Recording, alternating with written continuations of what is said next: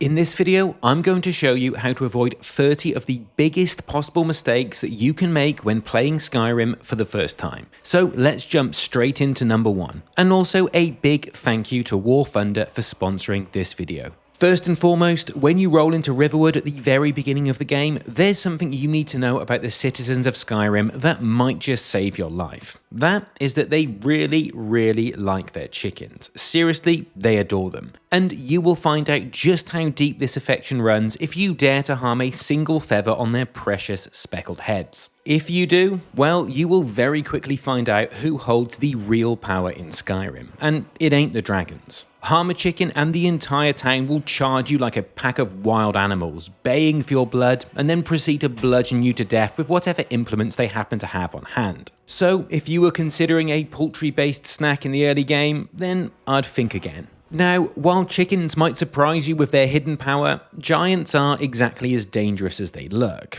and then some, especially in the early game. The problem is that you run into many giant camps whilst exploring the open world, and for some new players, the temptation to engage them is just too much. I mean, think about all of the loot they might be hoarding. This is, however, a lethal mistake, and if you do engage at low level, then you'll quickly find yourself becoming an involuntary astronaut in Skyrim's first attempt to moon landing. So it's probably best to admire them from a distance, at least until you have a few levels behind you. Now, I put the previous two mistakes right at the beginning of the video for a very good reason, and that is to emphasize mistake number 3, possibly the biggest mistake you can make in Skyrim, and that is forgetting to save the game. Skyrim only autosaves when you change zones, and the problem with that is that you can easily spend hours in the open world without ever actually changing zone. Therefore, if you get launched into the upper atmosphere by a giant without having manually saved the game, then you could lose hours and hours of progress. This is how keyboards meet computer monitors and controllers meet television, so I'd suggest that you save early and save often.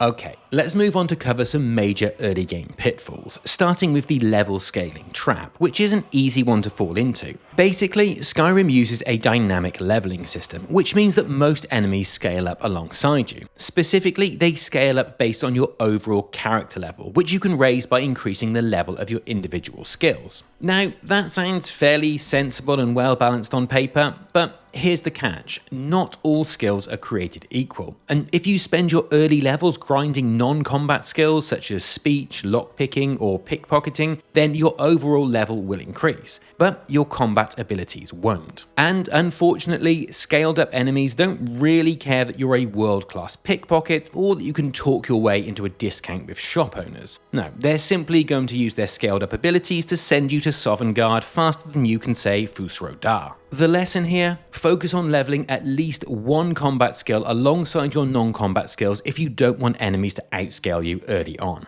The reason I say to focus on one or maybe a couple of these combat skills is that you can also fall into a similar trap by spreading your combat skills too thin and becoming effectively a jack of all trades. Skyrim allows you to dabble in a bit of everything all at the same time, so you could sneak a little, you could use various schools of magic, and you could use various types of melee weapon, for example. And that freedom is honestly part of the game's charm. You can take things in whatever direction you want. However, in the early game, being a part-time thief, part-time mage, and part-time warrior usually means being the master of nothing. Then once you combine this with the level scaling trap from the previous point, then you're quickly going to find yourself struggling against the scaled up enemies. If you're going to play on easier difficulty settings, then you can probably ignore this, you can pretty much experiment freely and it's not really going to hold you back. But if you're going to try and play on the higher difficulty settings and challenge yourself, then I would definitely recommend focusing just on a small number of combat skills and then start to branch out a bit more when you've got that solid foundation in place.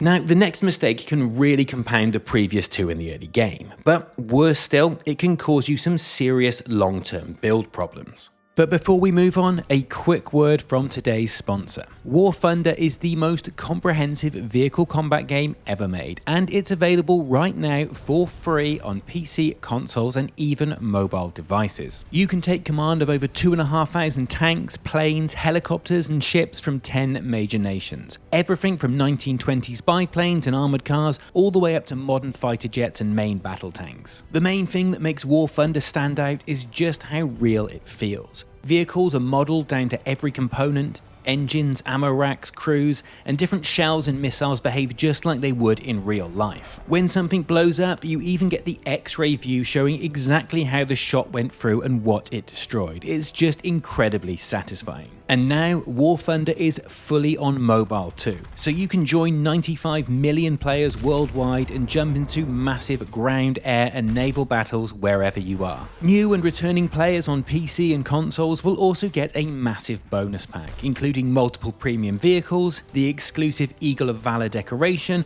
100,000 Silver Lions, and 7 days of premium for free. But it's only available for a limited time, so why wait? Join War Thunder for free today on PC, PlayStation, Xbox, or mobile using my links in the description or pinned comment down below. Okay, so back to that big mistake I mentioned that can impact you in both the short and long term, and that is wasting your perk points. The challenge here is that you only get a single perk point per character level. So early on they come in thick and fast due to the rapid leveling curve, but as you progress, levels take longer and longer to earn, which makes every point a lot more valuable than you might initially realize. Therefore, dropping them into random skills just because they seem fun at the time can actually leave you with a scattered and underpowered build later on. And in Skyrim, perks are not easy to reset. It actually takes a significant amount of effort through either the legendary system or through the Dragonborn DLC. So the smarter approach is actually to focus your perk points in a small number of core skills that you actually plan on using, and therefore every perk will give you a meaningful power increase. Then, like I said in the previous point, once your build is a little more fleshed out, you're in a better position to experiment with perk points after that. A similar principle applies when it comes to wasting your attributes. It's a little harder to waste these since health, magicka, and stamina are all useful, but ignoring stamina in particular can really make melee playthroughs quite miserable. Running out of stamina mid-fight means that you can't perform power attacks or blocks, leaving yourself completely open to enemy attacks. Then, outside of combat, you'll be stuck jogging at a snail's pace due to running out of stamina even from the shortest of sprints. Stamina is really what keeps melee builds alive, and it makes the game feel more fluid. Investing here makes your character stronger, faster, and even able to carry more loot, so in a way, investing in stamina can even make you richer. Failing all that, there is one other trick you can use, and that is to make sure that you keep a healthy supply of vegetable soup in your inventory, and this is because its regeneration effect is basically broken, and it will solve most of your stamina woes even if you haven't invested any points in stamina. Now, speaking of melee builds, another common mistake is neglecting to have some kind of ranged option in your toolkit. It doesn't matter what type of build you're playing, sooner or later you'll find yourself in situations where getting up close just isn't practical. Dragons, archers on high ledges, and annoying enemies who kite you around the place can all punish a pure melee build. And nothing feels worse than charging around helplessly while being peppered by arrows from some smug bandit standing on a ledge. I'm not saying you need to become a master archer or spellcaster, but I would highly recommend having at least one ranged option that you maintain at a reasonable skill level, as this will give you enough flexibility to deal with awkwardly positioned enemies in a far more satisfying way. You could even consider using shouts as your ranged option, which brings me on to my next surprisingly common mistake, which is forgetting to use shouts and racial powers at all. Skyrim makes a big deal of you being the Dragonborn, yet plenty of players, myself included, go hours without even touching the very abilities that define the character. Shouts can completely change the flow of a battle, knocking enemies off cliffs, disarming tough opponents, or even allowing you to survive throwing yourself off a mountainside. On top of that, racial powers like the High Elves' magicka regen, for example, can turn an otherwise hopeless fight into an easy win. These abilities are free, powerful, and often life-saving, but only if you actually remember to use them instead of just letting them sit forgotten in your magic tab. Another thing that new players regularly neglect to do is to make use of consumables, either due to forgetting that they have them or because they're saving them for that one big battle that never actually comes. Then you end up finishing the game with 1,000 minor healing potions still sitting in your inventory. At higher difficulties in particular, this becomes a huge mistake, and it can result in countless unnecessary and frustrating deaths that could have been prevented by just downing a couple of potions or applying a poison to your weapon to tip the scales in your favour. Bottom line, potions and poisons are designed to be used, not to be stockpiled, so don't be afraid to use them early and often. Speaking of potions, one of the biggest mistakes any player could make in Skyrim is ignoring alchemy. Skyrim showers you with alchemy ingredients from the very beginning of the game. However, many players treat them simply as junk rather than the key to defeating the game even on the highest difficulty settings. Using alchemy, you can craft potions that boost damage, restore health, fortify skills, turn you invisible, the list just goes on and on. Then, on top of that, you can also apply poisons to your weapons to apply extra damage or debilitating effects to your enemies in combat. Not only that, but alchemy is also one of the best gold makers in the entire game, with some potions selling for truly ludicrous amounts of gold. So, unless you don't like high damage and great big piles of delicious chewy gold, then make sure you get started with alchemy early on. The same thing applies to smithing, which is another crafting-based skill in Skyrim. This one allows you to turn ores and ingots you find in the world into powerful weapons, armor, and jewelry. And not only that, it will also allow you to upgrade many of the weapons and armors that you find on your adventures as well, even if you didn't craft them to begin with. Smithing, combined with our next tip, is the key to the most powerful weapons in the game. But even early on, smithing can still give you a massive edge, letting you hit harder and take less damage from the very beginning of the game. And just like alchemy, it's also a fantastic moneymaker, especially if you combine it with enchanting to transmute iron into silver and gold, then use it to craft high value enchanted jewelry. Speaking of which, the third and final crafting skill that new players often neglect is enchanting, and it might just be the most powerful of them all. Enchanting lets you take any weapon or piece of armor and supercharge it with effects that massively increase your power level. You can throw bonus fire damage on your sword, health regeneration on your armor, or even reduce spell costs to 0 if you use the right build. Though you'll need to check out some of my more advanced level videos for that kind of thing. When you combine alchemy with smithing and enchanting, you can get your hands on the most powerful weapons, armors, and effects in the game, as well as the ability to make more gold than you could ever spend. So it's a massive mistake not to get started with all three of them early on. One thing I will say about enchanting, however, is that it requires a little more investment than the other two due to the need to acquire soul gems and then to trap souls within them. The mistake new players typically make here is forgetting that second step, which is to trap souls whilst in combat. Then they access the enchanting altar and realise that they have a bunch of empty gems and are unable to power their enchantments. There are two ways to address this. Firstly, get hold of the Soul Trap spell and add it to your favourites menu so it's easy to equip and use towards the end of a fight, or even better in my opinion, get a weapon with the Soul Trap effect, such as the Mace of Molag Bal, so that the effect is applied without you even having to think about it. Trust me, this will save a lot of frustration later on when you want to enchant your gear. Now, you probably clocked that I just mentioned something called the Favorites menu, so let's talk about that quickly, as it's one of the simplest quality of life features in Skyrim and also one of the most overlooked by new players.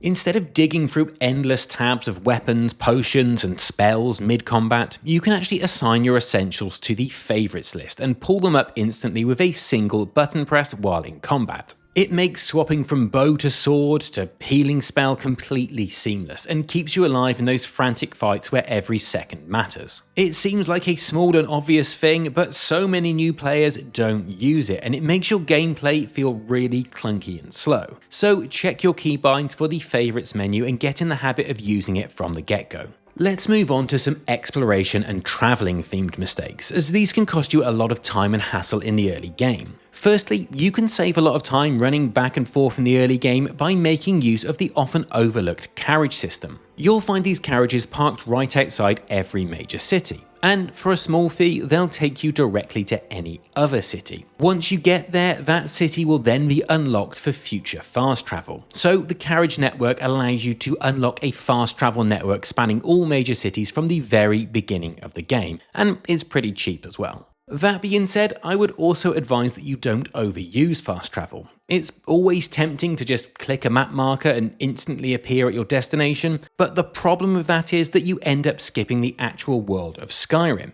which is one of the game's greatest strengths. Random encounters, hidden dungeons, and unmarked locations are everywhere in Skyrim, and you're going to miss most of them if you simply hop from city to city. Basically, there's a balance to be struck. If you've travelled a route multiple times before, then it usually makes sense to fast travel. But if you haven't, it may just be worth taking the journey by foot, as you never know what you might encounter. There's even a middle ground here that comes in the form of your very own horse, and I'd advise getting hold of one as early in the game as possible. Horses don't just cut travel time in half, they also let you climb terrain that would otherwise be completely inaccessible and massively increase your carrying capacity, even allowing you the option to fast travel when over encumbered, which can make a huge difference when you're trying to haul dungeon loot back to town to sell. You can buy a horse for 1,000 gold at the Whiterun stables, and you can also snag a free horse through certain quests such as the Dark Brotherhood. Either way, it's a worthwhile investment. Speaking of over-encumbrance, a common new player mistake is to hoard every single piece of loot that you come across. At first, grabbing every iron dagger, rusty mace, and wolf pelt can feel quite comforting. I mean, who knows when you might need it later? Spoiler, you probably won't. And the thing is, this quickly turns into a nightmare once you're over-encumbered. Nothing kills the flow of exploration like being forced to crawl at a snail's pace because you're weighed down with a load of junk. There are a few ways to avoid this, but the most impactful one is to always be mindful of the value to weight ratio of the items that you're looting. Basically, pick up anything that has low weight and high gold value and dump the rest. If you do insist on becoming a hoarder, however, don't miss out on securing yourself a player house early on. And to be fair, this doesn't only apply to hoarders. Skyrim is absolutely overflowing with loot, and even if you're careful about what you carry, your inventory still fills up pretty fast. This is especially true once you start to collect stacks of crafting materials and collecting interesting weapons that you want to try out at some point in the future. Now, the cheapest player house is at Breeze Home in Whiterun, which you can buy for 5,000 gold after becoming Thane as part of the main story. But you can also find a number of free safe storage containers, for example the one you get for joining the College of Winterhold. It's worth a quick Google of safe storage spaces in Skyrim, as there are a fair few, too many to mention in this video, and you can then pick the one that works best for you. Of course, Skyrim is also full of tempting loot that doesn't technically belong to you, and you wouldn't be the first player to stuff their inventory with pretty much anything that isn't nailed down. However, if you do go around relieving people of their possessions, let's say, you will quickly realise that stolen items can't be sold to regular merchants, and as a result you end up lugging around a huge amount of valuable gear that takes up a load of space, but you can't convert it into gold. Worse still, if a guard arrests you, even for a totally unrelated crime, then they will confiscate all stolen goods in your inventory, which could represent a hefty financial loss if you've been on a bit of a crime spree. The solution to this is gaining access to a fence who will happily purchase your ill-gotten goods, and you can unlock a fence by simply joining the Thieves Guild in Riften. One final mistake that new players make when looting and exploring is not making full use of their followers. Basically, followers have their own inventory, and you can easily trade items with them to effectively use them as pack mules. And if you drop items on the ground and order them to pick them up, well, then it doesn't even count towards their carrying capacity, and therefore you have a bottomless bag. Clearly that's a bit of an exploit, but it was never fixed by the developers, and it can make inventory management a hell of a lot easier. Let's move on to the theme of big regrets. Mistakes that you can easily make in the moment that may have a longer-term irreversible impact on your playthrough. And leading on nicely from the previous mistake, another follower-related mistake is, well, accidentally murdering them. Yep, friendly fire is a thing in Skyrim, and while some followers can't be killed, primarily due to their role in the story, some can. So be careful that your followers don't get caught in the crossfire, especially if they're carrying a load of items for you, else you're going to end up with a serious logistical challenge on your hands. Another thing that you can accidentally do, believe it or not, is become a vampire. This is due to the fact that a single spell from a vampire can infect you with vampirism, and if you don't notice the message that comes up in the corner of the screen, 3 in-game days later, you're going to find yourself waking up as a full-fledged vampire. This comes with some benefits, of course, and you can make some incredibly powerful builds using vampirism. But depending on which version of the game you're playing, it can come with some serious downsides as well, up to and including NPCs attacking you on sight. which can be a real problem when trying to progress your quests. The good news is that you can cure the disease in the early stages with a simple cure disease potion, or you can even reverse full-fledged vampirism by completing a quest for Thalion in Morphal.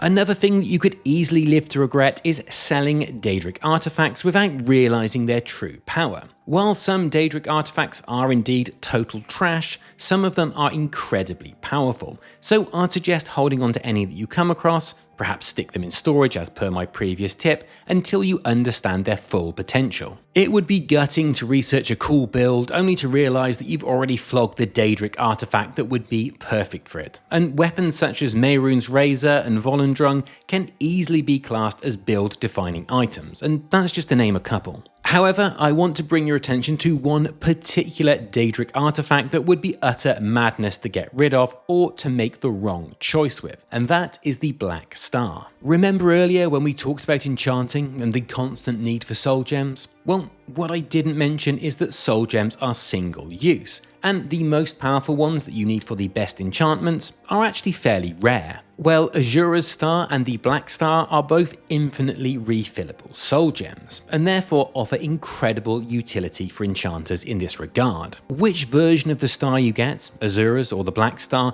depends on the actions you take during Azura's Daedric quest, and depending on those actions you will receive one of these two as a reward. And I can tell you right now that you'd be crazy not to pick the Black Star, as regardless of what its tooltip says, it can hold every type of soul, whereas Azura's Star can only house white souls. Now, black souls are always at the highest power level for enchanting purposes, and they are by far the most common and easy to find in game as they come from humanoids, of which there are tons. So always go with the Black Star to avoid regretting your choice later on. One final regret that I've actually heard a lot of players express from their first playthrough is unlocking random dragon attacks, which happens early in the main story after you defeat the first dragon outside of Whiterun. This is very much a matter of personal preference, but unlocking dragon attacks means that they will start to randomly spawn and attack you in the open world, and they may also attack those around you. Now, these randomly spawning dragons do make for some pretty cool encounters at first, and obviously they're very thematic and very important if you want to learn dragon shouts,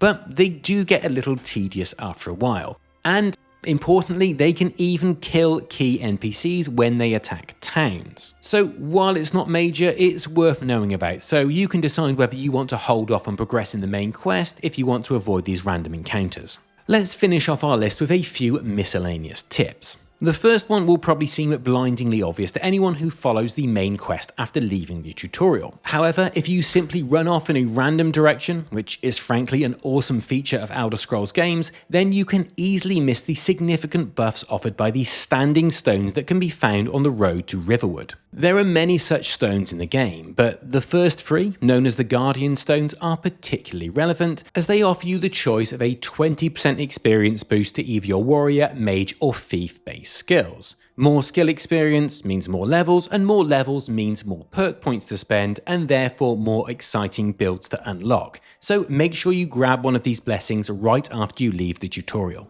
Speaking of skills, it's also easy to miss the free skill points that you can get simply from reading certain books that you will find spread across the game world. Now, this doesn't apply to all books, or even the majority of books, and therefore it's very easy to read a few, assume that they're just lore tidbits, and never bother looking at another book again. However, it's always worth opening up any book you haven't read yet, as there's always a chance that you'll get a free skill point, which is particularly handy for some of the harder to level skills. Especially once you reach higher levels and skill points take far more effort to achieve. Finally, one of the biggest mistakes new players make has nothing to do with combat mechanics, loot, or exploration at all. It's simply a case of stubbornness. I'll no doubt get some flack for saying this, but Skyrim gives you a difficulty slider for a reason. And this slider will allow you to dynamically change the difficulty setting mid-game. And you know what? If the difficulty suddenly shoots up and it's ruining your experience, then there is no shame in making use of it. I'll let you in on a little secret. Sometimes the scaling in Skyrim just sucks and doesn't really seem to make any sense, so it's really not some sort of badge of honor to never touch the slider. Basically, just do what works for you. Reduce the difficulty if it's starting to feel like a slog so you can get back to enjoying the adventure. Ultimately, Skyrim isn't a competitive game, so don't feel pressured to treat it like one. And there you have it. Huge thanks again to War Thunder for sponsoring this video. Don't forget, you can play it right now for free on PC, PlayStation, Xbox, or mobile using my links in the pinned comment or description down below. And if you're new or returning after at least 6 months, you'll also get a massive bonus pack on PC and consoles with multiple premium vehicles, the exclusive Eagle of Valor decoration, 100,000 Silver Lions, and 7 days of premium for free. However, it's only available for a limited time, so be sure to grab it while you can. And of course, don't forget to subscribe to my channel if you want to see more RPG content. Either way, have a great day, and I look forward to seeing you in the next one.